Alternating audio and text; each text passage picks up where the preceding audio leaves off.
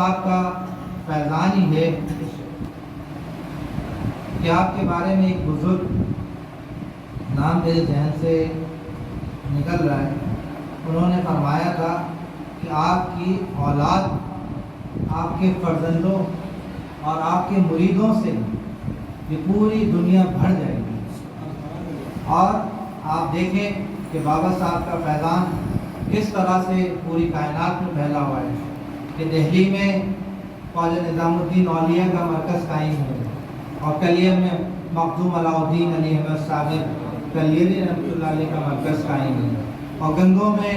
حضور قطب عالم کا مرکز قائم ہے۔ اور اسی طرح سے اگر ہم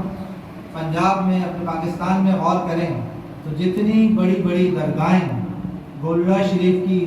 درگاہ ہو یا توسا شریف کی درگاہ ہو یا مہار شریف کی درگاہ ہو یا سیال شریف کی درگاہ ہو، یہ تمام مراکز بابا صاحب کے فیضان سے قائم ہوئے ہیں، اور یہ مراکز تا قیام قیامت قائم و دائم رہیں گے، اور بابا صاحب کا فیضان تا قیام قیامت قائم و دائم رہے گا۔ دعا ہے کہ اللہ تعالیٰ ہمیں ان اولیاء اللہ کی کامل اتباع کی توفیق عطا فرمائے، اور ان کے مشن کو ہمیں لے کر چلنے کی توفیق عطا فرمائے۔ جہاں ہم ان کے مناقب اور فضائل سنتے ہیں تو ہمیں ان کی سیرت کو بھی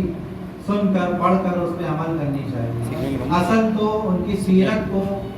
ہمیں اپنانا ہے، جس طرح سے امام علی مقام نے کربلا میں اپنے تمام آل اولاد، تمام اصحاب کی قربانیاں دینے کا مقصد صرف اور صرف یہ تھا کہ اپنے نانا جان کے دین کو جو ہے نئے انداز سے زندہ کیا جائے اور اس میں ایک نئی روح پھونک دی جائے، تو ان لوگوں نے دین کی سربلندی کے لیے اپنا تن من دھن اپنی جانیں قربان کی۔ آج دین ہم سے بھی یہی تقاضا کرتا ہے کہ ہم دین کے لیے زیادہ سے زیادہ وقت دیں اور دین میں مکمل داخل ہو جائیں، اور اسپیشلی خاص طور پر نماز کی پابندی کی جائے، کیونکہ حضور امام علی مقام سیدنا امام حسین رضی اللہ تعالی عنہ نے بھی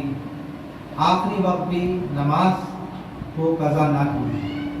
سجدے کی حالت میں جامع شہادت نوش فرمایا تھا۔ تو ہمیں بھی نمازوں کی حفاظت کرنی چاہیے،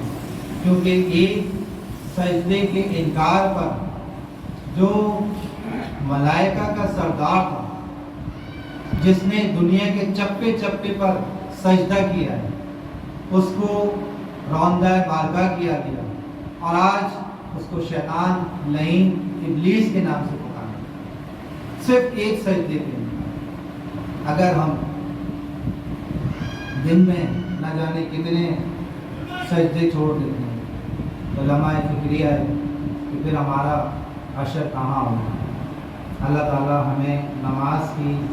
پابندی کی توفیق عطا فرمائے، اور اہل بیت کی کامل اتباع، محبت اور ان کی مودت عطا فرمائے، ان کے نقش قدم پہ چلنے کی توفیق عطا فرمائے۔